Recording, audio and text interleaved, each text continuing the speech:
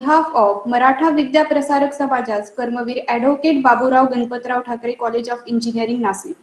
Today, 15th September, we celebrate this day every year as an Engineers Day on occasion of birth anniversary of Honorable Bharat Ratna Sir Mokshagundam Vishwesvaraya, a tribute to one of the greatest engineer of India. Vishwesvaraya took a job as an assistant engineer with the Public Work Department of Bombay and later was invited to join the Indian Irrigation Commission. He implemented an intricate system of irrigation and designed and patented a system of automatic wear water floodgates that were first installed in 1903 at Khadakwasla Reservoir near Pune. This gate raised the storage level in the reservoir to the highest level likely to be attained without causing damage to the dam. Based on success of this gate, the same system was installed at Tigara Dam in Gwalior and Krishnarajar Sagar Dam in Mysore, Karnataka. Later, this gate was named as Vishwesvaraya Gate. He also designed a flood protection system for the city of Hyderabad. This was a very small description shared about Sir Mokshagundam Vishwesvaraya. All Indians are proud for his contribution and hard work in the field engineering. On this occasion, we are very fortunate to have with us Honorable Engineer Praveen Kolle sir as a chief guest. He is currently working as Superintending Engineer in Water Resources Department, Government of Maharashtra. Now, would like to request our respected Vice Principal Professor N.P. Desle sir to give a welcome speech.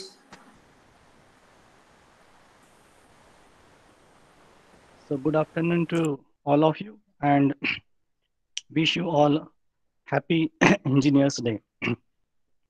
On the behalf of Maratha Vidya Prasarak Samajas, Karmavir Baburao Thakre College of Engineering, that is KBTCOE, which is famously known as, uh, I take this opportunity to welcome today's very honorable guest, Engineer Praveen G. Kolle sir, who is a Superintendent Engineer, as already been told by Madam.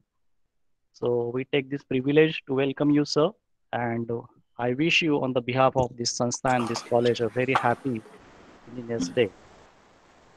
Being a civil engineer, you know the greatness of Sir M. Vishwesvaraya, who make this India, which was just becoming free from the British Raj and wanted to establish itself as a nation. And the greatness of this man lies in his work. And as a tribute to this great man, we are celebrating this day, as you all know. So basically, when uh, the word engineer is being uttered, a very basic question comes into my mind, and I always ask the students that what do you mean by an engineer? You want to become an engineer from, say, electronics and telecommunications, civil, or n number of branches that are available nowadays. We can see that n number of engineering graduates are coming out of these colleges. But when a very basic question is asked, what do you mean by an engineer? Then it becomes very difficult for them to answer this question. And then comes, what do you mean by an happy engineer? And who becomes very happy to celebrate this today's day as Engineers Day. There are so many answers of this question. So basically, according to me, a person who never gives excuses is an engineer, and who writes and speaks in terms of SI units is also an engineer. And you can go adding into this definition of an engineer. So basically, engineering is nothing but the manifestation or the application of the knowledge that has been brought forward by n number of scientists. What is a scientist? A person who actually observes natural things, puts question marks on this natural phenomenon. It may be an accident or it may be an incident, and tries to find out the answer that why this thing had happened in this way and why not in this way. We can take a simple example of gravitation. An apple fall down on the head of Sir Isaac Newton, which must have happened n number of times before. But it is Sir Isaac Newton who put forth a question mark on that incident. He picked that apple and thrown it up in the sky again, and he observed that it stops after attaining a certain height. So he again picked it up and again thrown it up, and he found that it reached to higher altitude, but again stopped and returned back. So he observed leaf of that tree also falling down, and he just went into his house and wrote a simple statement which had changed the world, that there is certain power inside Mother Earth because of which everything falls down on the surface of Mother Earth. So he waited for the moon to fall down because his answer was everything, but moon never. So the question arose in his mind that why not moon or why not the celestial bodies?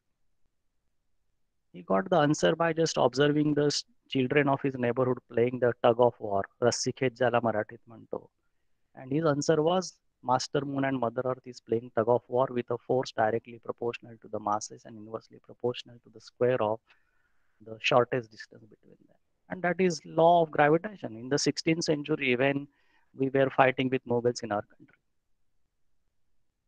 So this attitude is very important, that every person should be observing the things, should be asking the question to himself or herself that why this thing had happened in this way and why not in this way.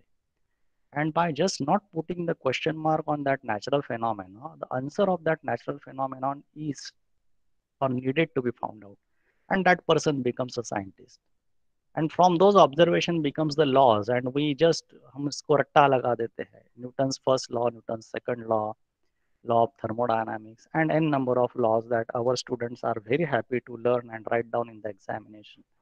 But if they know the source behind the law, and after you understand what exactly that law is, then comes the part that is very beautifully played by the person called as an engineer, who applies this law and makes this world more and more beautiful, more and more comfortable.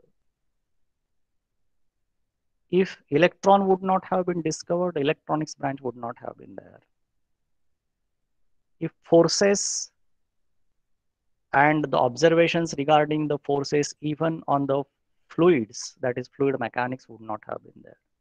Stresses and strength of materials and whatnot. You just mention the name of the engineering branch and the source is behind the question. And not that question, but the answer that is being given by the different generations of scientists. And the major thing is that these scientists were not afraid of making these statements or the laws more and more correct. They were not saying that they are 100% correct. And this is what an engineer also should do, what I think. That while applying these laws in order to manifest it and become a more and more comfortable world, invent more and more comfortable world with new techniques, new horizons, new challenges. So an engineer should be always very hungry in order to find out the challenges in the nature. COVID-19 situation is the best example of this. We are finding the solutions in different ways, different engineering skills, jugaad technique ज्याला म्हणतो ती सुद्धा त्याच्यामध्ये आपण खूप बघतो आहोत. So these are the things that are actually needed to be addressed by young engineers, and this is also a job of a professor to make these engineers aware of this new situation, new challenges. The problems are there. You just need to look at the problem and address it.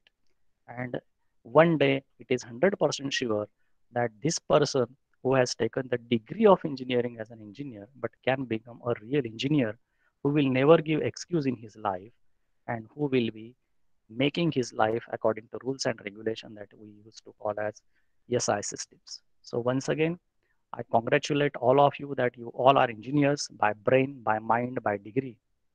And I'm sure that you will be able to find out the answers of the questions that are being thrown by nowadays situations.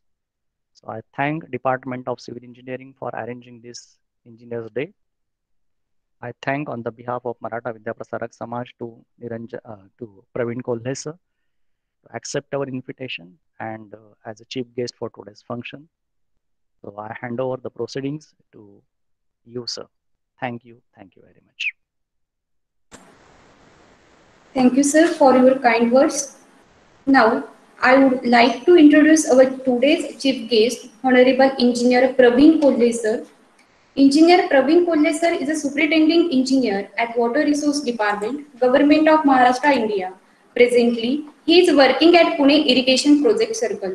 Pune handling the responsibility of construction of water and irrigation infrastructure including dams, canals, pipe irrigated network, small hydropower scheme, etc.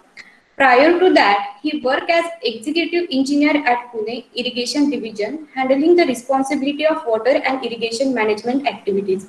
Previously, he held the position of executive engineer and assistant executive engineer after securing first rank in WRD in Maharashtra Engineering Services examination conducted by MPSC. Prior to that, Engineer Praveen Kolhe sir secured gold medal from Pune University for being ranker in civil engineering in 2004, and then he completed MTech from IIT Kanpur in 2007. Later, 2014, he completed IIM Indore's executive postgraduate program in e-governance. He also completed MBA Finance and Master of Art in Public Administrative and hold 3 postgraduate diplomas.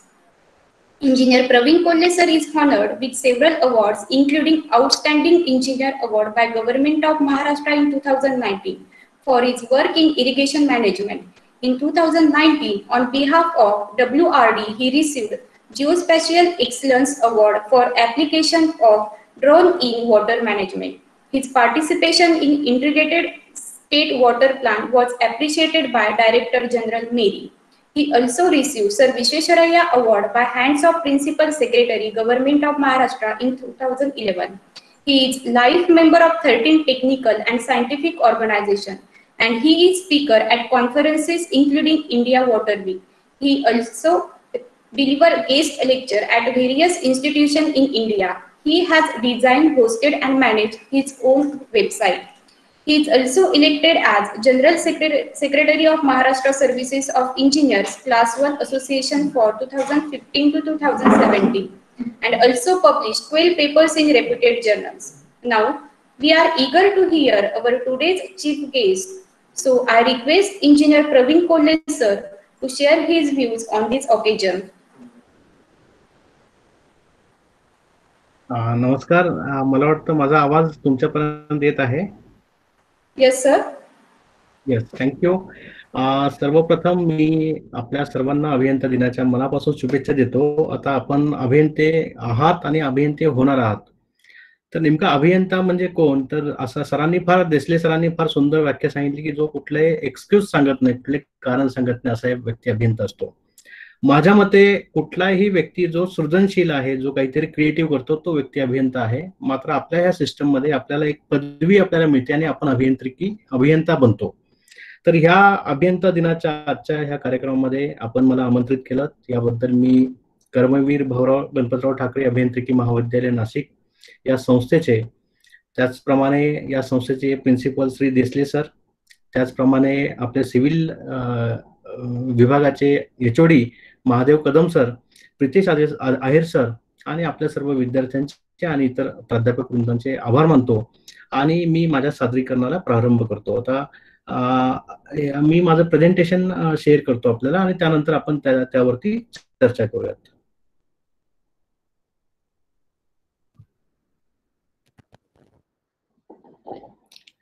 माझं presentation आपल्याला visible आहे?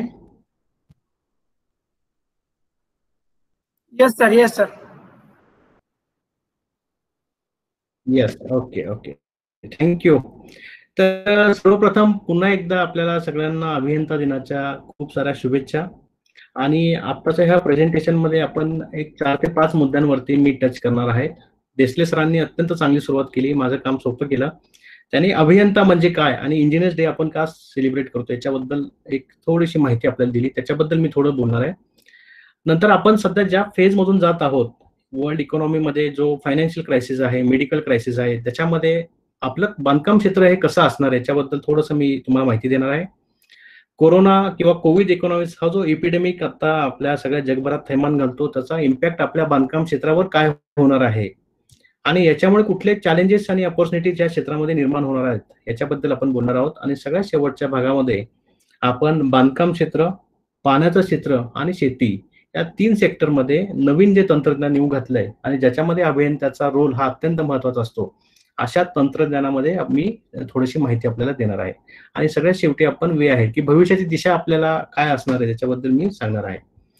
तर सर्वप्रथम आपण engineers day आज celebrate करतोय आणि आपल्या सगळ्यांना अभिमानाची जी गोष्ट आहे ती म्हणजे आपल्या देशामधील सर्वोच्च ज्यांना किताब मिळाला, भारतरत्न हा किताब मिळाला, ते डॉक्टर श्री मोक्षगुंडम विश्वेश्वरय्या यांचा जन्मदिनांक हा आपण अभियंता दिन म्हणून जगभर देशभरात साजरा करत असतो.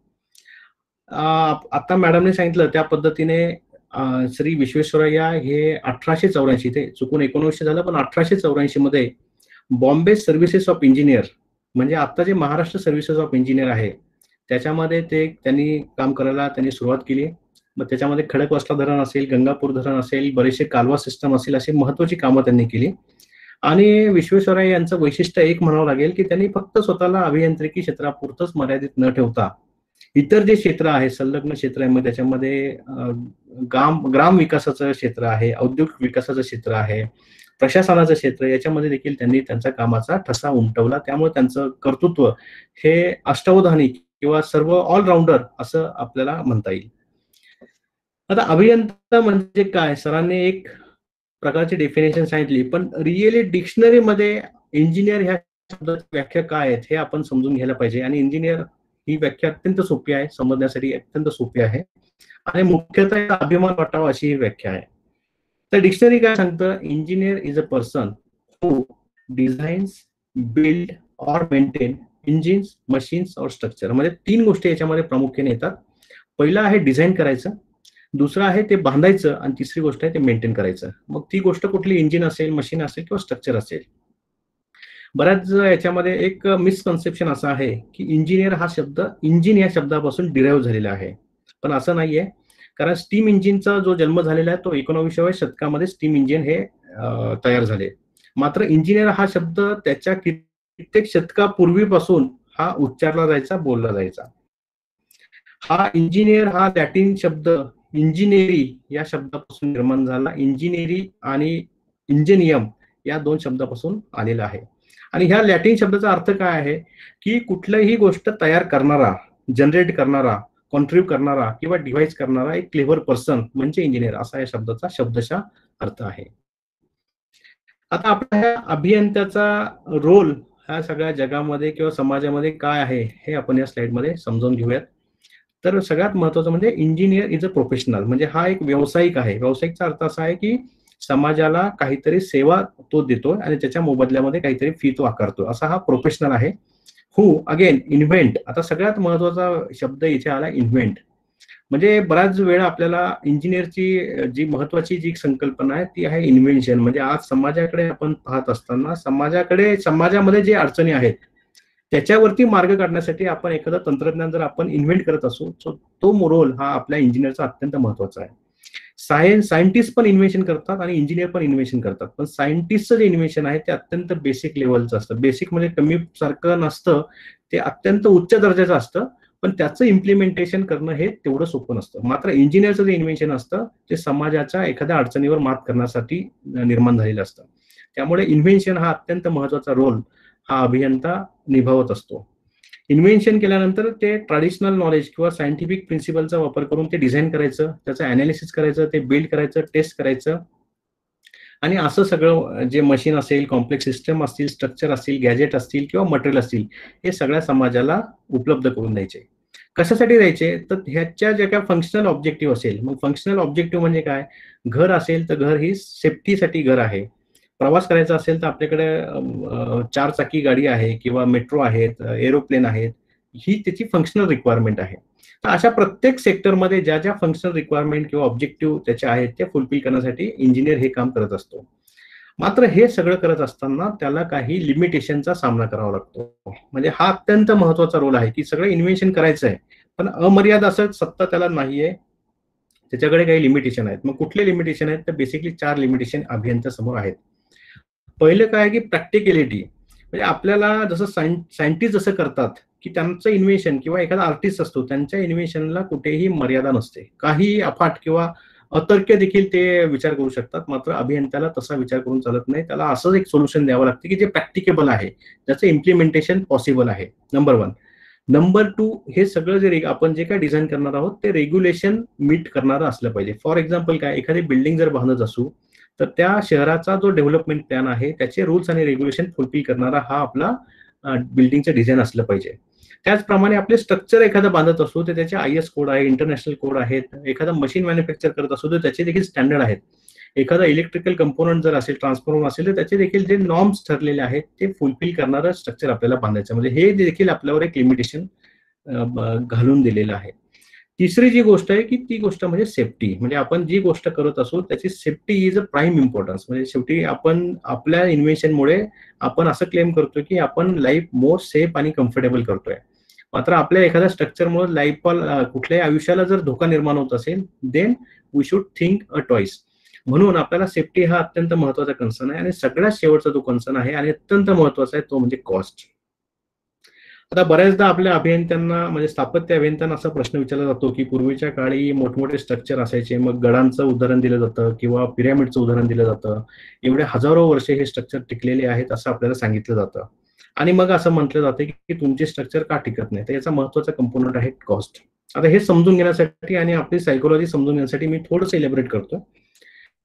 कॉस्ट म्हणजे कसं की पूर्वीच्या काळी जे आपल्याला स्ट्रक्चर बांधली जायची ती प्रामुख्याने राजे रजवाडे यांच्यासाठीच बांधली जायची. त्याच्यामध्ये सामान्य माणसाला तेवढा फायदा त्या स्ट्रक्चर मधून मिळत नव्हता. कुठलीही सुविधा तुम्ही घ्या, गाडी जर असेल तर पूर्वी जे घोडागाडी असेल किंवा रथ असेल हा फक्त मोठ्या लोकांनाच उपलब्ध होता. सामान्य माणसाला त्याचे कष्ट म्हणजे त्याचे हात हेच त्याचं भांडवल अशा पद्धतीचं काम त्यांना करावं लागत होतं. मात्र जेव्हा प्रत्येकाची अर्निंग पॉवर वाढली, प्रत्येक जण काहीतरी कमवायला लागला, त्यामुळे त्याला अफोर्डेबल फॅसिलिटी देणं हे अभियंत्यांवर एक बंधन आलं. त्यामुळे अभियंत्याला कुठले स्ट्रक्चर, कुठलंही मॉडेल किंवा मशीन जर बांधायचं असेल तर पहिली गोष्ट त्याला ठरवावं लागते की याचं लाईफ किती आहे. फॉर एक्झाम्पल एखादी बिल्डिंग जर आम्हाला बांधायची असेल तर आम्ही आधी ठरवतो ह्या बिल्डिंगचा इम्पॉर्टन्स काय आहे. मग ते इम्पॉर्टन्स नुसार 200 वर्ष टिकणारी बिल्डिंग बांधायची, 100 वर्ष टिकणारी, 60 वर्ष टिकणारी की टेम्पररी बिल्डिंग 5 वर्ष टिकणारी बांधायची आहे. त्यानुसार आमची कॉस्ट डिवाइस होते. त्यामुळे कॉस्ट पॅरामीटर हा अत्यंत प्राईम इम्पॉर्टंट आहे आणि त्यामुळे आपल्याला जो बऱ्याचदा आपल्याला अलिगेशन होतं की तुम्ही पूर्वीची कामं चांगली होती, तर पूर्वीच्या कामामध्ये कॉस्ट हा फॅक्टर कधीही विचारात घेतला नव्हता. तो आपण आता विचारात घेतो आणि अफोर्डेबल पण सेफ असं स्ट्रक्चर आपण जो कोण वापर करतोय त्याला आपण उपलब्ध करून देत असतो. देसले सरांनी या स्लाइडला थोडासा टच केलाय, मी थोडंसं आणखी इलॅबोरेट करतो की आपण सायंटिस्ट आणि इंजिनियर हे कसे थोडेसे विभिन्न आहेत किंवा दोघांचे रोल कसे वेगळे हे सांगण्यासाठी ही स्लाइड आहे. सायन्समध्ये आपण काय करतो, जसं सर म्हणालेत की आपण जग कसं चाललंय हे समजून घेण्याचा प्रयत्न करतो. म्हणजे अंडरस्टँडिंग दी नॅचरल रूल्स, हे जगाचे सगळे नियम समजून घेणे, ते डॉक्युमेंट करणे, त्याच्यावर रिसर्च करणे, हे सगळं काम आपण सायन्समध्ये करतो. इंजिनिअरिंग मध्ये काय करतो तर ह्या सायंटिफिक प्रिन्सिपलचा वापर करून आपण एखादं स्ट्रक्चर, मशीन किंवा एखादं इक्विपमेंट डिझाईन करतो जे आपलं लाईफ अधिक सुरक्षित आणि अधिक कम्फर्टेबल आपलं बनवत असतो. अशा जे डिझाईन आहे त्याला आपण इंजिनिअरिंग म्हणतो. Then what is technology? Technology is outcome of engineering design. म्हणजे सायन्समध्ये आपण त्याचे नियम समजावून घ्यायचे, इंजिनिअरिंगमध्ये त्याचं डिझाईन करायचं आणि टेक्नॉलॉजीमध्ये त्याचं एक्झिक्युशन करायचं, अशी ही थोडक्यामध्ये ओळख आहे. आणि फ्रँकली सांगायचं झालं तर without engineers science is just a philosophy. जर आपण इंजिनियर त्याला एक्झिक्यूट करणारच नसू तर सायन्स हे देखील एखादं पुस्तक जसं लिहिलेलं असतं की त्यातल्या कल्पना ह्या त्या पुस्तकातच राहतात, तसे एखादं पुस्तक होऊन झालं असतं. पण आपल्या अभियंत्याच्या सृजनशीलतेमुळे जे काय कागदावर लिहिलेलं आहे ते आपण एक्झिक्यूट करू शकतो. त्यामुळे आपला रोल हा अत्यंत महत्वाचा आहे. आता ही स्लाइड आपण, हा फोटो बऱ्याचदा आपण व्हॉट्सअपला किंवा फेसबुकला किंवा कुठल्याही सोशल मीडियाला बघितला असेल आणि अत्यंत म्हणजे वस्तुस्थिती सांगणारा हा फोटो आहे की जर अभियंते नसते, स्थापत्य अभियंता नसता तर आपलं घर कसं असतं, आपल्याला ट्रान्सपोर्टेशन सिस्टम कशा मिळाल्या असत्या, जर इलेक्ट्रॉनिक इंजिनियर नसती तर आज जे आपण इतक्या दूर अंतरावरून बोलू शकतो ते बोलू शकलो असतो का, हाही प्रश्न आहे. त्याच पद्धतीने मेकॅनिकल, कम्प्युटर इंजिनियर ह्या सगळ्या प्रत्येक अभियंत्याचा रोल हा समाजाच्या सुधारणेमध्ये आहे. आणि सगळ्यात महत्वाचा म्हणजे जे बॉटम ऑफ पिरॅमिड आहे त्यांना फॅसिलिटी निर्माण करून देण्याचा हा अत्यंत चांगला रोल हा अभियंत्याचा आहे असं मला वाटतं. तर ह्या बेसिक इंट्रोडक्शन नंतर आता थोड्या गंभीर मुद्द्याकडे आपण जाणार आहोत आणि तो आहे कन्स्ट्रक्शन सेक्टर आणि वर्ल्ड इकॉनॉमी. जगाची जी आर्थिक परिस्थिती आहे त्याच्यामध्ये आपल्या बांधकाम क्षेत्राचा रोल किती आहे याच्याबद्दल आपण थोडक्यात अगदी वरवर बघणार आहोत.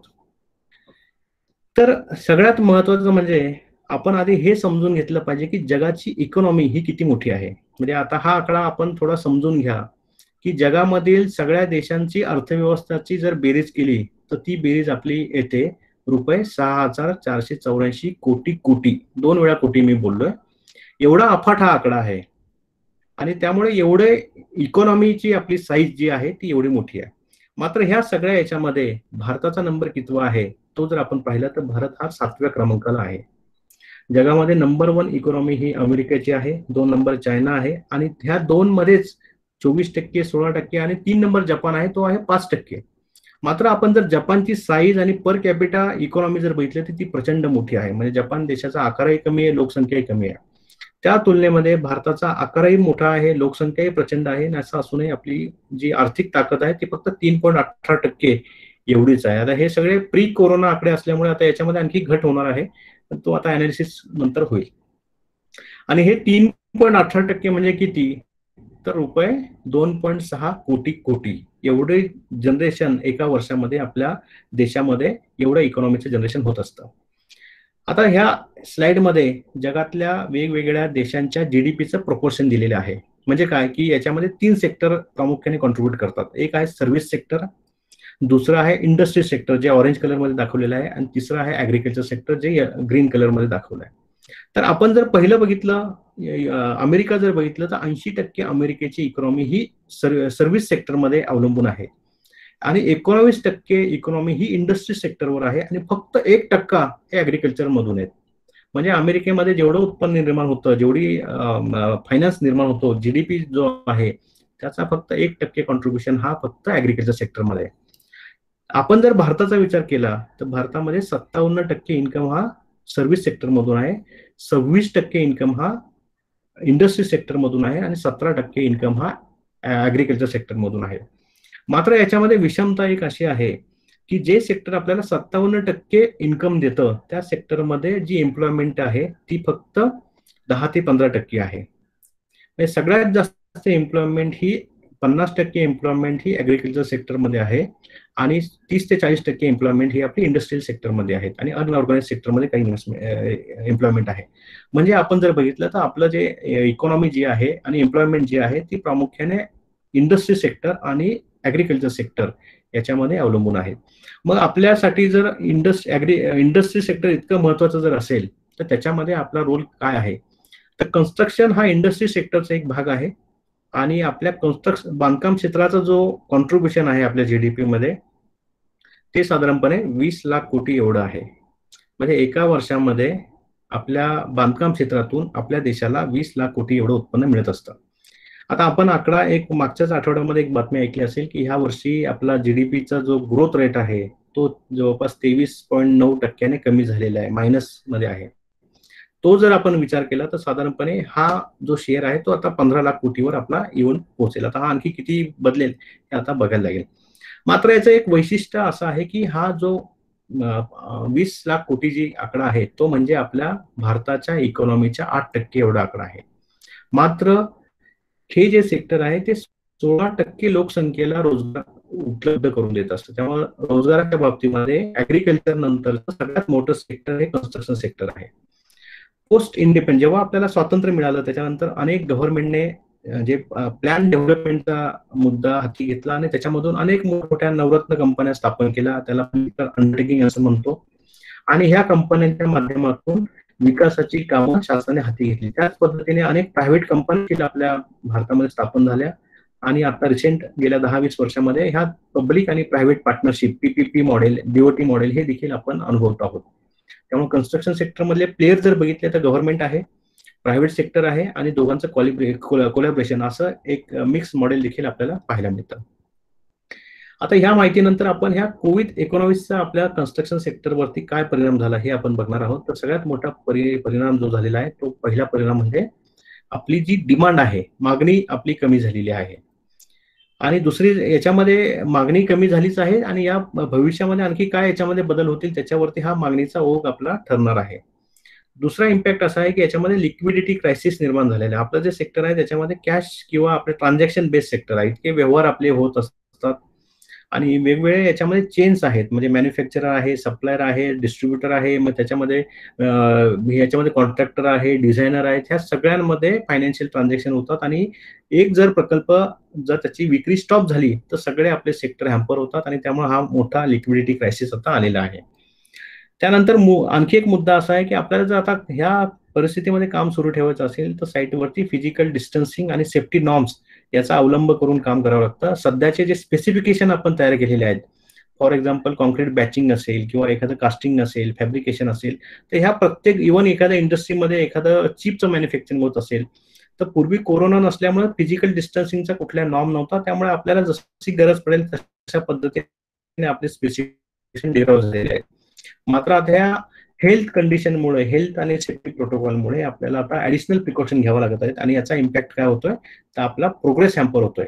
आणि प्रोग्रेस हॅम्पर झाल्यासोबतच आपल्याला आपल्या स्टाफचं रेग्युलर मेडिकल चेकअप करावं लागत आहे आणि त्याच्यामुळे आपला आणखी इश्यू वाढत आहेत.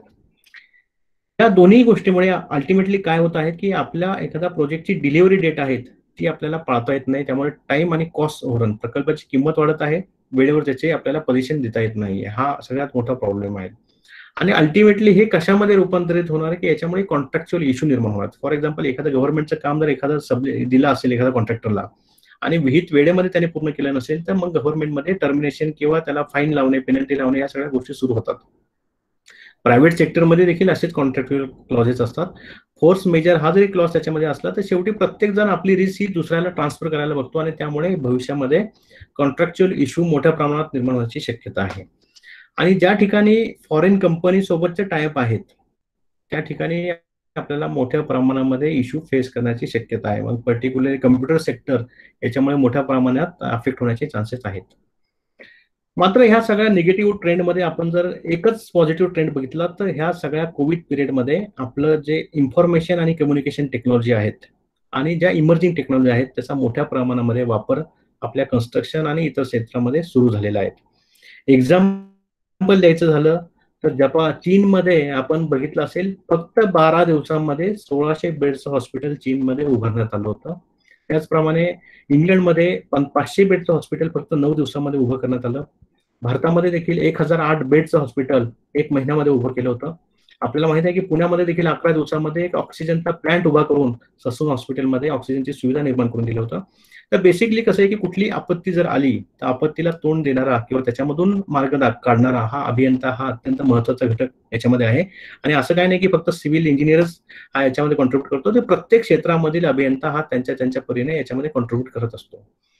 या सगळ्या सिनेरिओमध्ये आपल्यासमोर येणारी जी आव्हानं आहेत आणि ज्या संधी आहेत म्हणजे दोन्ही गोष्टी सोबत सोबत येतात. कधीही आपण एखादं कॉइन जर बघितलं त्याला एक बाजू कधीच नसते, त्याला 2 बाजू असतात. त्याच पद्धतीने कुठलंही चॅलेंज आपल्या समोर आलं तर त्याच्या पाठीमागे आपल्याला संधी देखील असतात. मात्र आपण चॅलेंजकडे बघण्यात एवढं गुंगून जातो की संधी आपल्याला दिसत नाही, पण आपल्याला याच्यामधून काहीतरी संधी देखील उपलब्ध आहेत. त्या काय ते आपण ह्या पुढच्या स्लाइडमध्ये बघणार आहोत. आव्हानं काय काय आहेत तर सगळ्यात पहिलं आव्हान जे आपण आता मगाशी बोललो की इकॉनॉमिक स्लोडाऊन आहेत आणि याच्यामुळे फायनान्शियल स्ट्रेस आपल्या व्यवसायामध्ये आलेले आहेत. त्यानंतर आता इंडस्ट्रीच्या गरजा बदलतात. मगाशी जे आपण बोललो की आता वर्क फ्रॉम होम सारखं कल्चर येत आहे.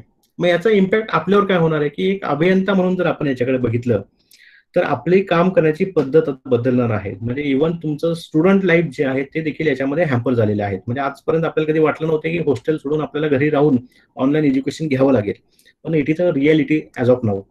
त्याच पद्धतीने बऱ्याचशा IT कंपनीज आहेत किंवा BPO सारख्या कंपनी आहेत की जे आज घरी वर्क फ्रॉम होम सारखं कल्चर ते इनबिल्ड करत आहेत.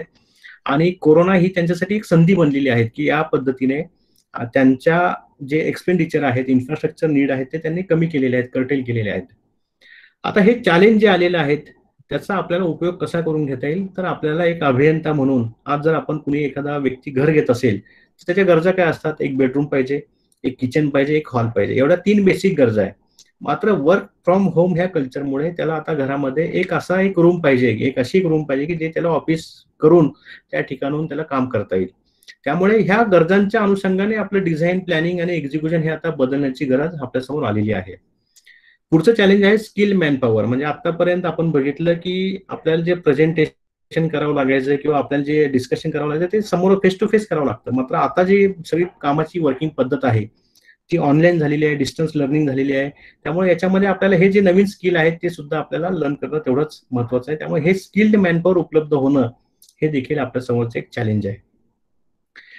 याच्यामध्ये ह्या सगळ्या प्रवासामध्ये असे काही आपले उद्योग किंवा व्यवसाय किंवा काही सोल्युशन असतील की दे विल डाय आणि काही नवीन व्यवसाय हे क्रिएट होतील.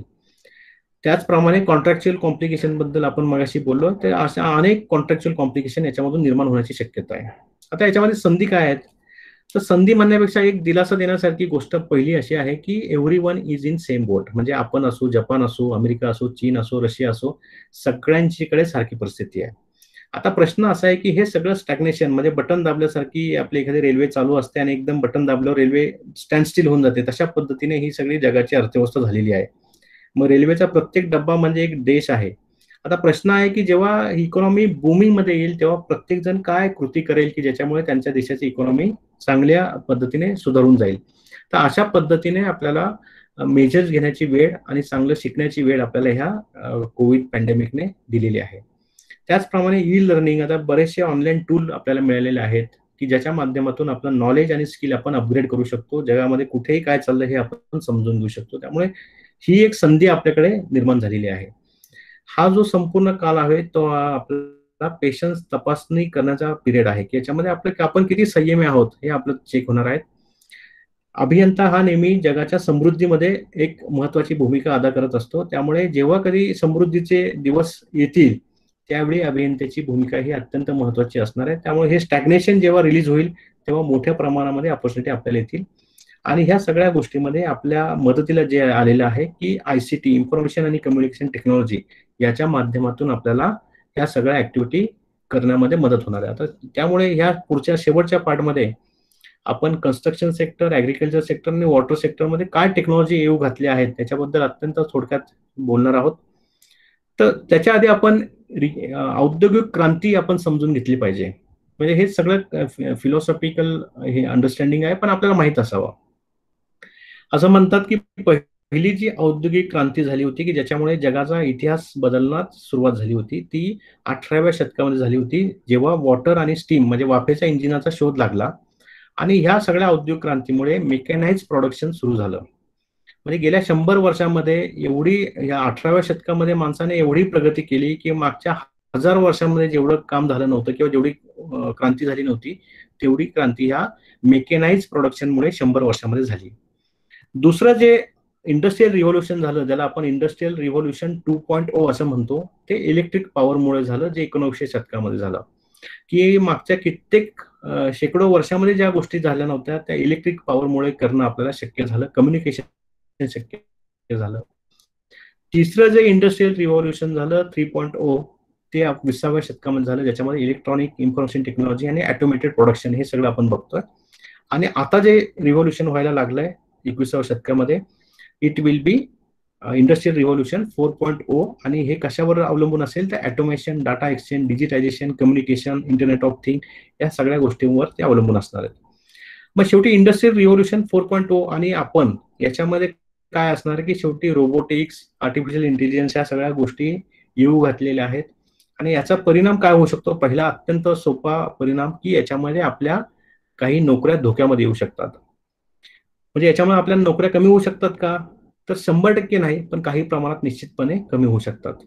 आणि हे काय लगेच येऊ घातलेलं नाही, याला अजून स्टॅबिलाइज व्हायला एक 5 ते 10 वर्ष जाऊ द्यावं लागतील. त्याच्यानंतर आपल्याला कळेल की जसं मोबाईल आल्यानंतर आपल्याला वाटले नव्हते की मोबाईलमध्ये गेल्या 10 वर्षामध्ये एवढी क्रांती होईल. 1997 ते 2000 मध्ये पेजर असणं म्हणजे देखील मोठी गोष्ट होती. आणि आता 20 वर्षामध्ये आपण ह्या मोबाईल टेक्नॉलॉजीचा जर प्रवास बघितला तर आज सगळं 80% आपलं ऑफिस हे मोबाईलवर चालत आहे. त्याच पद्धतीने जेव्हा हे टेक्नॉलॉजी, रोबोटिक्स असेल, ड्रोन असतील, ह्या जेव्हा अगदी कमर्शियलाइज होतील तेव्हा आपल्याला याचे खरे फ्रूट पाहायला मिळतील. मात्र याचा इम्पॅक्ट हा अभियंत्यावर मोठ्या प्रमाणात होणार आहे. त्यामुळे आपल्याला ह्या टेक्नॉलॉजी काय आहेत त्याचा अभ्यास करणं, त्याची माहिती असणं हे अत्यंत आवश्यक आहे असं मला वाटतं. मात्र याचा एक फायदा असा होणार आहे की याच्यामुळे नवीन संधी, जसं कम्प्युटर सुरुवातीला आला तेव्हा लोकांना वाटलं की कम्प्युटरमुळे त्यांना जो नोकरी आहे त्या कमी होतील. मात्र कम्प्युटरमुळे नोकरी मिळण्याचे नवे मार्ग ओपन झाले तशाच पद्धतीने ह्या सेक्टरमध्ये आहे. फक्त याच्यामध्ये फर्स्ट मूव्हर ऍडव्हान्टेज असतो की जो पहिल्यांदा याच्यामध्ये स्किल प्राप्त करतो त्याला तो फायदा होतो, आणि जे या बदलाला सामोरे जात नाही किंवा बदल स्वीकारत नाही त्यांना हा सगळा त्रास सहन करावा लागतो. त्यामुळे you are the right people, you are at the right age. तुम्हाला आयुष्यामध्ये काय करायला पाहिजे याचा एक चांगला धडा घेण्यासाठी एक राईट वेळ तुम्हाला मिळालेली आहे. म्हणजे आपण 2 ट्रान्झिशनच्या फेजमध्ये आहोत. एक आहे हेल्थ रिलेटेड ट्रान्झिशन, म्हणजे मेडिकल रिलेटेड ट्रान्झिशन, की कोरोनामुळे आपलं म्हणजे जीवन संपूर्ण पृथ्वीवरचं अस्तित्वच धोक्यात आले की काय अशी परिस्थिती आहे. आणि दुसरीकडे तंत्रज्ञानामुळे होणारा बदल. तर अशा दोन्ही ट्रान्झिशनच्या उंबरठ्यावर आज आपण आहोत. निश्चितपणे आपण जर गेल्या कित्येक वर्षाचा म्हणजे मानवी आयुष्य जर बघितलं तर कित्येक कोटी वर्षाचा याला इतिहास आहे. आतापर्यंत काय नष्ट झालेलं नाही. त्यामुळे आपण ह्या होपवर आहोत की हे काय नष्ट होणार नाही, इट विल गो ऑन. आणि ह्या जेव्हा चालू असेल हे राडगडगं तेव्हा निश्चितच अभियंत्याची भूमिका त्याच्यामध्ये येणार आहे. मग याच्यामध्ये काय काय गोष्टी आहेत, याच्यामध्ये खूप साऱ्या गोष्टी आहेत, पण प्रामुख्याने ऑटोमेशन, रोबोटिक्स आणि आर्टिफिशियल इंटेलिजन्स याच्या माध्यमातून अनेक गोष्टी ह्या रिप्लेस होणार आहेत.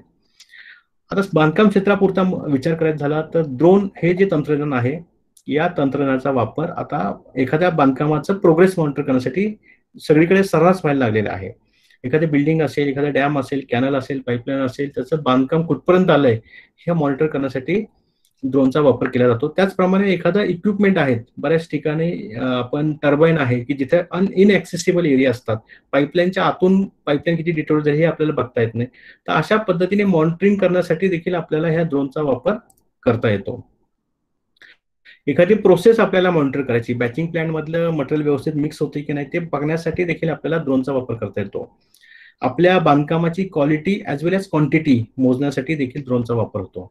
त्याचप्रमाणे सर्वे, आता सर्वे परंपरागत जे डम्पी लेवल, थेडोलाइट किंवा टोटल स्टेशन हे जे सर्वेचे प्रकार आहेत ते काही दिवसांनी ऍब्सोल्यूट होणार आहेत. त्यामुळे ज्यांना सर्वेमध्ये करिअर करायचं असेल किंवा याच्यामध्ये इंटरेस्ट असेल त्यांना हे नवीन क्षेत्र ओपन होत आहे आणि अत्यंत डिटेल आणि अत्यंत अचूक माहिती आपल्याला काही तासामध्येच आपल्याला उपलब्ध होत असते. त्यामुळे हे तंत्रज्ञान अत्यंत वेगाने विकसित होत आहे.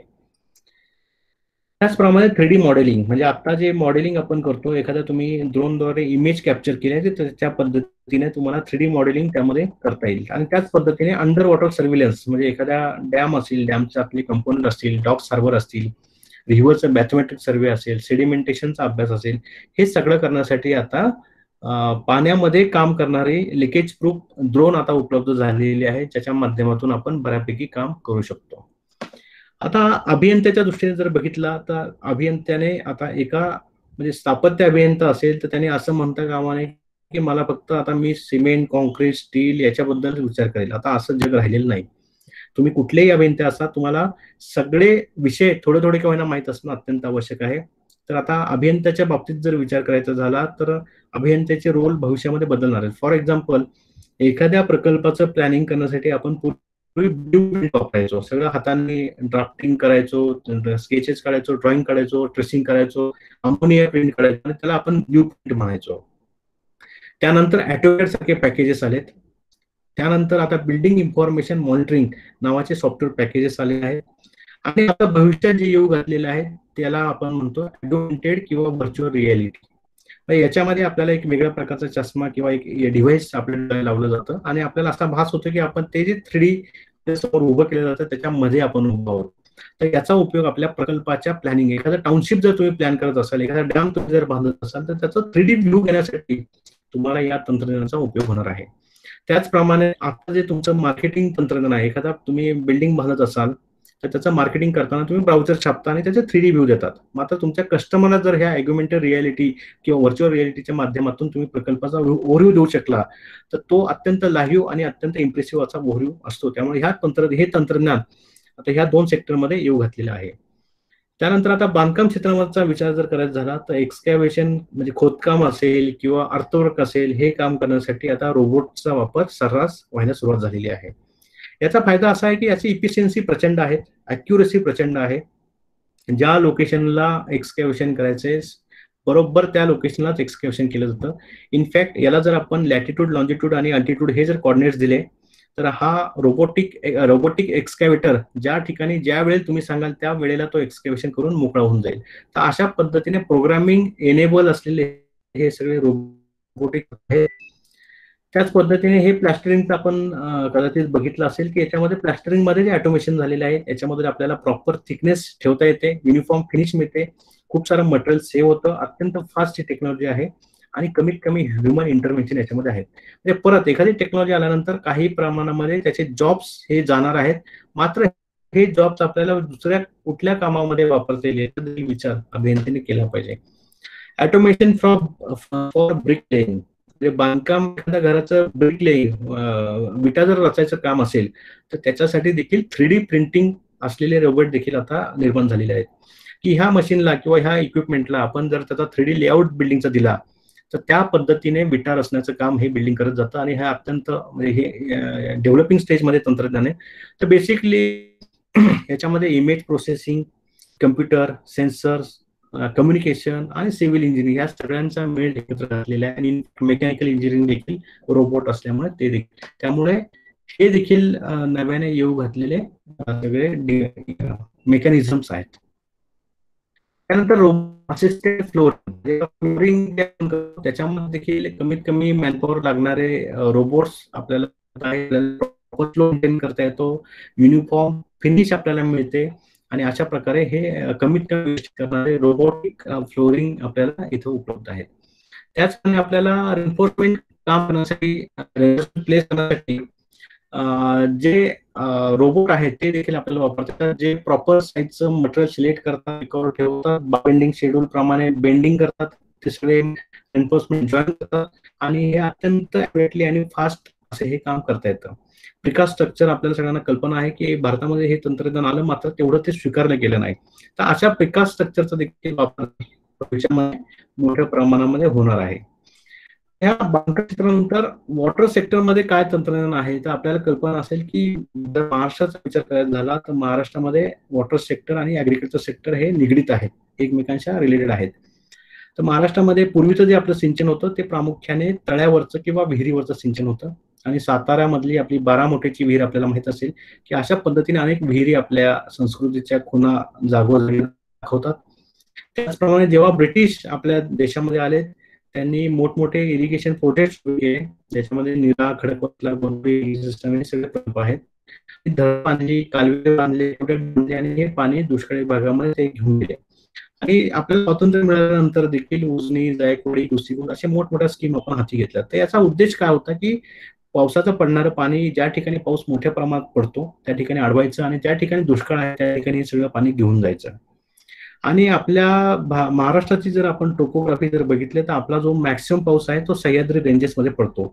सह्याद्रीच्या पर्वत रांगेमध्ये आज जर आपण बघितलं तर 6000 ते 7000 मिलीमीटर पाऊस पडतो. आणि जिथे आपण धरणं बांधलेली आहेत गुगलला बघितलं तर नाशिक पासून तर कोल्हापूर पर्यंत सगळी धरणं आपली सह्याद्रीच्या पर्वत रांगेमध्ये बांधलेली आहेत. तर या धरणाच्या ठिकाणी साधारणपणे 1000 ते 1200 मिलीमीटर पाऊस पडतो. म्हणजे इथे 6000 मिलीमीटर, इथे 1200 मिलीमीटर आणि ज्या ठिकाणी आपली जमीन आहे तिथे 300 ते 400 मिलीमीटर पाऊस पडतो. मात्र आपल्याकडे प्रॉब्लेम कसा आहे की इथे धरणं बांधायला जागा कमी आहे आणि दुसरी गोष्ट आपल्याकडे आहे की ज्या ठिकाणी धरण बांधू शकतो त्या ठिकाणापेक्षा आपण जिथे आपल्याला सिंचन करायचं आहे तिथली जमीन उंचावरती आहे. त्यामुळे आपल्याला दोन गोष्टी भविष्यामध्ये कराव्या लागणार आहेत. एक आहे लिफ्ट इरिगेशन, म्हणजे याच्यामध्ये मग बिल आलं, मेकॅनिकल आलं, इलेक्ट्रिकल आलं, स्काडा आलं, हे सगळ्या गोष्टी आल्या लिफ्ट इरिगेशन मध्ये. आणि दुसरी गोष्ट लिंकिंग, नदीजोडचं काम आपल्याला भविष्यामध्ये करायचं आहे. लिफ्ट इरिगेशन महाराष्ट्रामध्ये काही नवीन नाही, याच्यामध्ये बरंचसं काम झालेलं आहे. आणि दुसरी जी गोष्ट आता होऊ घातलेली आहे की आता कन्व्हेन्शनली आपण त्यातून पाणी जे शेतापर्यंत न्यायचो ते ओढ्या घेऊन जायचो, त्यांना आपण द्यायचो, त्यामधून पाणी पुरवठा करायचो. मात्र भविष्यामध्ये जे वॉटर सप्लाय होणार आहे ते क्लोज कंडूर म्हणजे पाईप इरिगेशन नेटवर्कद्वारे पाणी आपण हे तंत्रज्ञान आहे. ह्या सेक्टरमध्ये देखील मोठं आहे. मुद्दाम तुम्हाला असे विषय की एका विषयात ऑटोमेशन, सेन्सर आलं, इन्स्ट्रुमेंटेशन आलं, ऍप्लिकेशन आलं, इलेक्ट्रॉनिक्स आलं, मेकॅनिकल आलं, सिव्हिल आलं, सगळ्या सोशल विषय हा देखील त्याच्यामध्ये आलेला आहे. ह्या सगळ्या आता ऍग्रिकल्चर व्हर्टिकल फार्मिंग नावाची टेक्नॉलॉजी येऊ घातलेली आहे. आजपर्यंत आपण ज्या हायराईज बिल्डिंग बांधत होतो त्या बिल्डिंग ह्या रेसिडेन्शियल किंवा कमर्शियल पर्पजसाठी बांधत होतो. तर भविष्यामध्ये आपल्याला शेती करण्यासाठी देखील अशा इमारती बांधव लागतात. आणि भारताची परिस्थिती जर बघितली तर लँड होल्डिंग हे अत्यंत कमी असल्यामुळे हे भविष्यातलं नवीन युगातलं तंत्रज्ञान आहे, ज्याच्यामध्ये स्थापत्य अभियंत्याचा रोल हा अत्यंत मोठा आहे. मगाशी जसं मी तुम्हाला सांगितले ड्रोन, रोबोट्स याचा ऍग्रिकल्चर मध्ये देखील फार मोठा सहभाग असणार आहे. या सगळ्या डिस्कशन नंतर आता ही सेकंड लास्ट स्लाइड आहे, याच्यामध्ये आपण भविष्याची दिशा काय आहे त्याच्याबद्दल थोडंसं बोलणार आहोत. तर पहिली जी मला जे आपल्याला सांगायचं मुद्दा मी तुम्हाला प्रेझेंटेशन दाखवण्याचं कारण असं आहे की engineer shall have multi disciplinary knowledge. मला माझ्या विषयापुरतंच माहित असलं पाहिजे असा ऍटिट्यूड आपल्याला नको. असा ऍटिट्यूड हा भविष्यामध्ये चालणार नाही. त्यामुळे तुम्हाला सगळ्याच फील्डचं सगळं मी असं म्हणणार नाही की तुम्हाला इनडेप्थ माहित असलं पाहिजे, पण त्यातले बेसिक कन्सेप्ट हे आपल्याला माहिती असले पाहिजे. नंबर 1. नंबर 2, जे इतर डिसिप्लिन मधले अभियंते आहेत किंवा जे लोक आहेत त्यांच्यासोबत आपल्याला संवाद साधता आला पाहिजे, त्यांच्या अडचणी आपल्याला समजून घेता आल्या पाहिजे. दुसरी गोष्ट सगळ्यात महत्वाची की we should able to understand the social problem. आज समाजामध्ये काय प्रॉब्लेम आहे, म्हणजे केवळ अमेरिकेमध्ये हा शोध लावला म्हणून तो आपल्याला इम्प्लिमेंट करायचा नाही. अमेरिकेमध्ये प्रत्येक घरामध्ये लिफ्ट असते म्हणून आपल्याला लिफ्ट बांधायची नाही. तर आपल्या समाजाला काय अडचणी आहेत, म्हणजे इन्व्हेन्शन जे आपण मगाशी म्हणालो आणि इव्हन डेसले सर पण जे म्हणाले जुगाड, की ह्या छोट्या छोट्या गोष्टी आहेत की ज्याच्यामुळे आपल्या समाजाचे मोठे कष्ट वाचणार आहेत, त्यांना सेफ्टी मिळणार आहे, कम्फर्ट मिळणार आहे. तर अशा गोष्टी आपण शोधल्या पाहिजे आणि असे जर आपण सुरू केले तर निश्चित त्याच्यामध्ये चांगलं करिअर आपल्याला मिळणार आहे. आणि हे करत असताना आपल्याला स्थानिक मटेरियलचा वापर करायचा आहे आणि शाश्वत विकास करायचा आहे, आणि जेणेकरून ह्या सगळ्या तुमच्या इन्व्हेन्शनची कॉस्ट ही अत्यंत कमीत कमी राहू शकेल. आणि हे सगळं करत असताना आपल्याला असे करायचं नाही की आपल्याला आपल्या पद्धतीने म्हणजे डोळे झाकून झापड लावून आपल्याला आपलं इन्व्हेन्शन करायचंय. तर जगामध्ये काय चाललंय हे माहीत करून जगाच्या तंत्रज्ञानाचं सुटेबल तंत्रज्ञान, आपलं मटेरियल, आपलं नॉलेज हे सगळं वापरून आपल्याला इम्प्लिमेंट करता आलं तर आपल्याला निश्चित त्याच्यामध्ये देशाला देखील फायदा होईल आणि आपल्या स्वतःच्या करिअरला देखील निश्चित फायदा होईल. आणि सगळ्यात महत्वाचा मुद्दा आहे की कंटिन्युअस लर्निंग हे अत्यंत महत्वाचं आहे. म्हणजे आपल्याला बऱ्याचशा अभियंता मी पुढच्या स्लाइडमध्ये त्याच्याबद्दल जास्त बोलणार आहे, पण शिकत राहणं ही आपली एक सवय असणं अत्यंत आवश्यक आहे. कारण इंजिनिअरिंग हे असं कधी नसतं की हे झालं किंवा इंजिनिअरिंगचा सिलेबस संपला आणि आपल्याला सगळं जगाचं नॉलेज असतं. त्यामुळे आपल्याला शिकणं हे अत्यंत महत्वाचं आहे. आणि करत असताना आपली इंजिनिअरिंग कम्युनिटी आहे ही बिल्ड करणं, त्यांना एकत्र ठेवणं हे देखील आपल्याला महत्वाचं काम करायचं आहे. आता या शेवटच्या स्लाइड मध्ये मी माझ्या प्रेझेंटेशन मध्ये पण तरी मी परत एकदा दाखवतो. त्याच्यामुळे मी जेव्हा इंजिनिअरिंग करत होतो किंवा इंजिनिअरिंग कम्प्लीट केलं तेव्हा माझ्या मनातील ज्या भावना आहेत त्या मी सांगतो की जेव्हा मी डी ची परीक्षा पास झालो तेव्हा माझा ऍटिट्यूड असा होता की आय नो एव्हरीथिंग. म्हणजे आता तुम्ही मला स्ट्रक्चरचा प्रॉब्लेम द्या, सॉइल मेकॅनिक्सचा प्रॉब्लेम द्या, एखादा जिओ टेक्निकल मधला प्रॉब्लेम द्या, ट्रान्सपोर्टेशन मधला प्रॉब्लेम द्या, मी सगळे सॉल्व्ह करू शकतो कारण मी त्या विषयाची परीक्षा आता पास झालेली आहोत. अशा प्रकारची ऍटिट्यूड मला जेव्हा बी झालो तेव्हा होती. मात्र जेव्हा एमई मी कम्प्लीट केलं, माझं एमटेक कम्प्लीट केलं तेव्हा मला समजलं की I don't know everything but I know something in my domain. ज्या विषयामध्ये मी पीजी केलंय त्या विषयाचं थोडंफार मला माहिती आहे. आता सध्या मी IIT बॉम्बे या ठिकाणी वॉटर पॉलिसी या विषयामध्ये PhD करत आहे आणि आता मला जाणवते की आय नो नथिंग.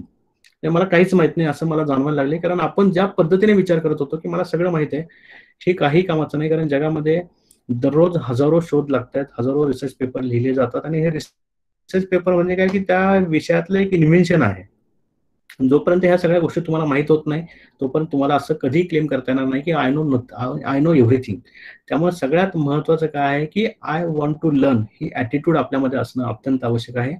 आणि जाता जाता फक्त एवढं सांगतो की जेवढं जास्त तुम्ही शिकाल तेवढं तुम्हाला कळेल की किती कमी तुम्हाला माहिती आहे. More you study more you know, how little you know. म्हणजे त्यामुळे शिकण्याचं कधी सोडू नका. आणि आता ई लर्निंग आहे, सगळे माध्यम तुमच्या हातामध्ये आहे, घरामध्ये आहे, तर त्याचा फायदा घ्या.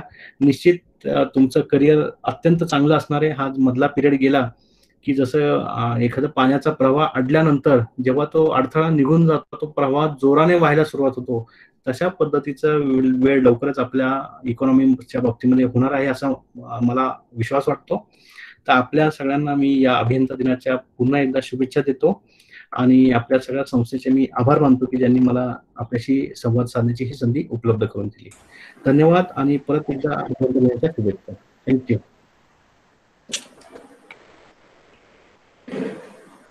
Thank you, sir, for your valuable words and sharing great information with us. Now, I would like to request our respected principal and education officer, Dr. N.S. Patil sir, to address us. Thank you. सर्वप्रथम मी engineers डेच्या सर्व इंजिनियर्सला शुभेच्छा देतो आणि थोडा उशिरा आलो त्यामुळे दिलगिरी व्यक्त करतो. पण मी एक सुंदर विचार माननीय प्रवीण कोल्हे सरांचे ऐकले. खरंच खूप सुंदर त्यांनी प्रेझेंटेशन दिलं. त्याबद्दल मी त्यांचे हार्दिक अभिनंदन व्यक्त करतो. जे प्रॅक्टिकल लाईफ इंजिनियर्स जगतायत आणि काय पुढे आपल्याला फेस करायचं आहे त्यासाठी त्यांनी खूप सुंदर मार्गदर्शन केलं. याच्यात सरांनी सांगितलं की कोणताही इंजिनियर असं म्हणून चालणार नाही की हेच येतंय मला किंवा मला सर्वच येतंय, पण काहीतरी तयारी ठेवली पाहिजे की जेणेकरून आपल्याला नवीन नवीन दररोज जे शोध लागतायत त्याच्यातून आपल्याला समाजाचा, सोसायटीचा, देशाचा काहीतरी फायदा करून देता आला पाहिजे. आणि मी आजच्या दिवशी आमच्या सर्व इंजिनिअरिंगच्या प्राध्यापकांना हेच आव्हान करेन की असं धरून ठेवू नका की मी मेकॅनिकलचा आहे, मी सिव्हिलचा आहे, मी इन्स्ट्रुमेंटेशनचा आहे, की मी इलेक्ट्रिकलचा आहे, इलेक्ट्रॉनिक्सचा आहे.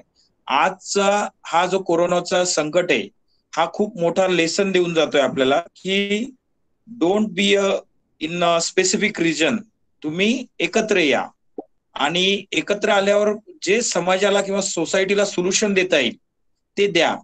आज आपल्या मोविप्राच्या ज्या मेडिकल कॉलेजमध्ये आपण कोविड सेंटर चालवतोय आणि जवळजवळ 1500च्या वरती आपण रुग्ण बरे करून पाठवलेत.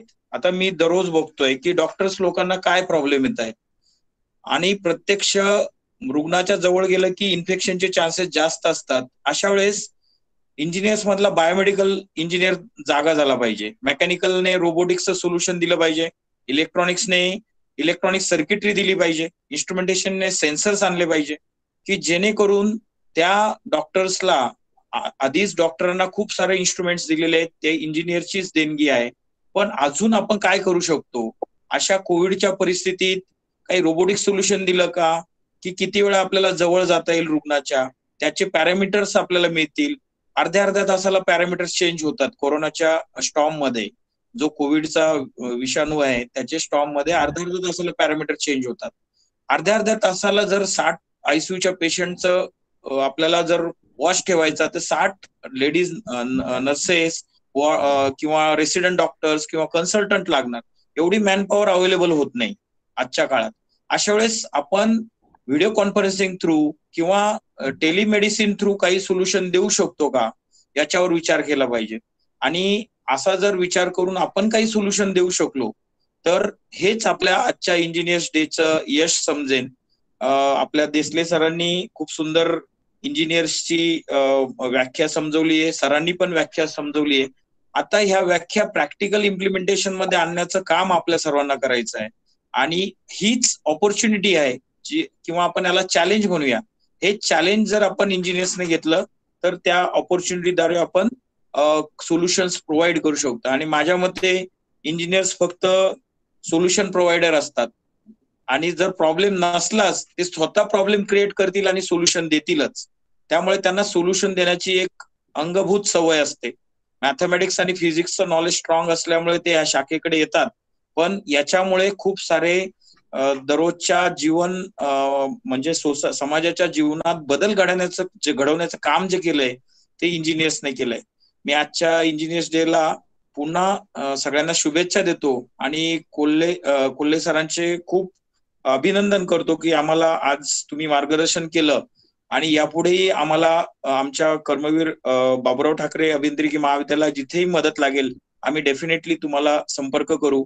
आणि मराठा विद्याप्रसारक संस्थेकरता जिथे काही आम्हाला कन्सल्टन्सीद्वारे किंवा काय ज्या तुम्हाला काही प्रॉब्लेम्स असतील तर आमच्या मुलांना तुम्ही दिले तर त्याद्वारे आम्ही सोल्युशन आमच्या प्राध्यापकांद्वारे सोल्युशन देण्याचा प्रयत्न करू. आणि यापुढेही सरांचं मार्गदर्शन आपल्याला लाभत राहील अशी आशा व्यक्त करतो आणि सर्वांना इंजिनियर्स डेच्या शुभेच्छा देऊन थांबतो. धन्यवाद.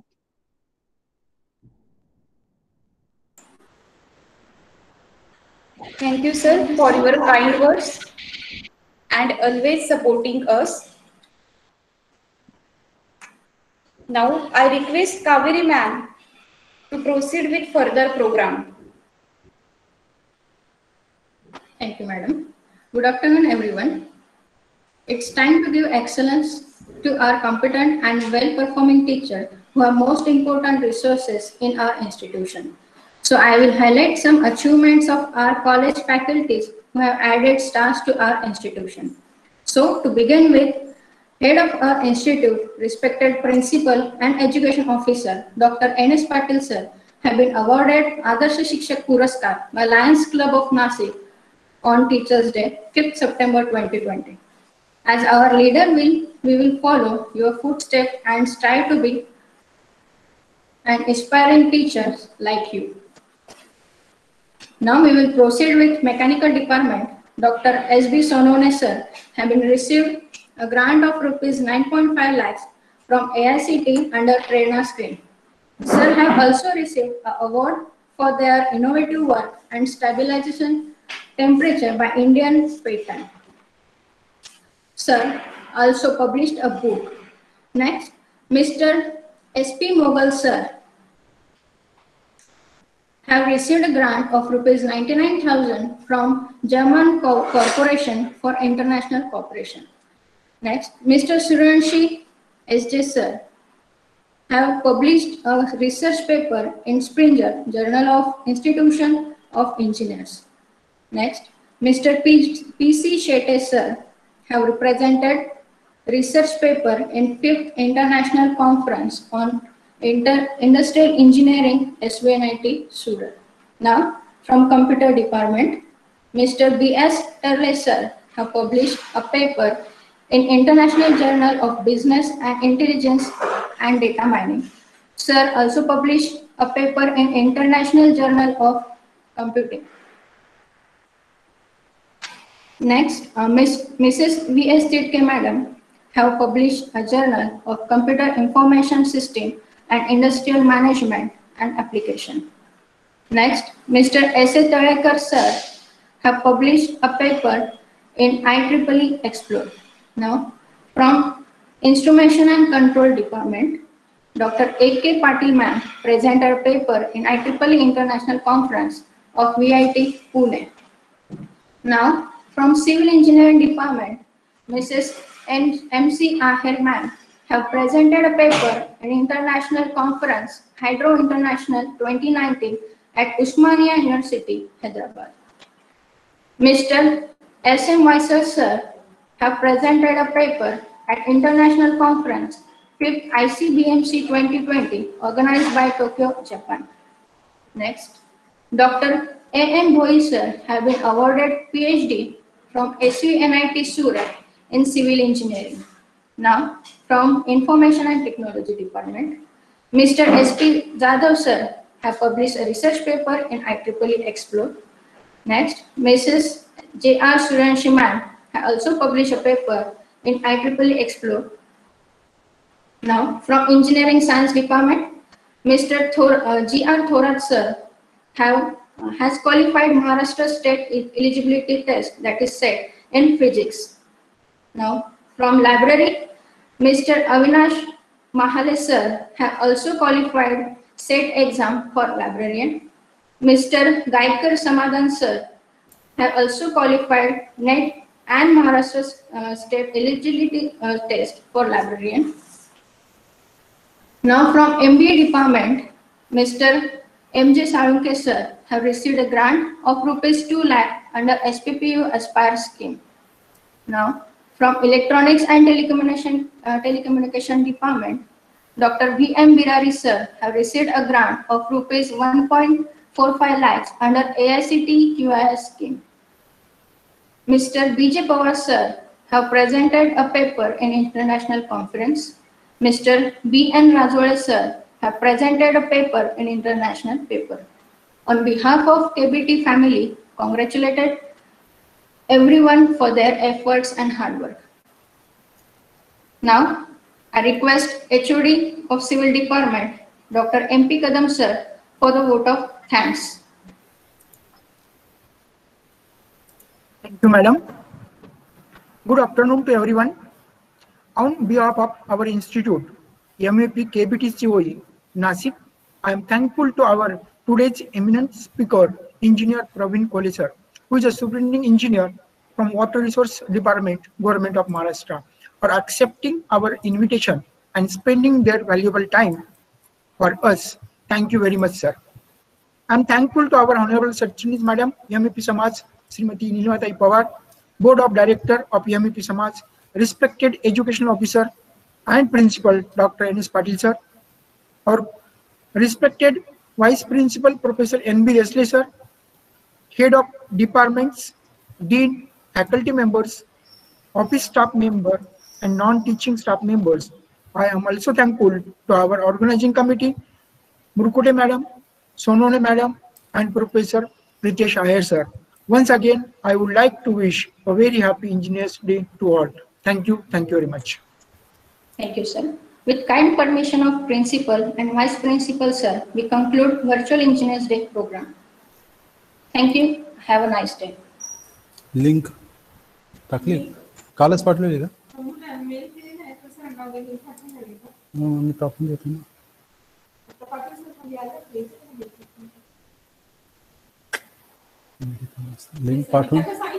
लिंक पाठवून देणं आपलं काम आहे Thank you, Kole sir.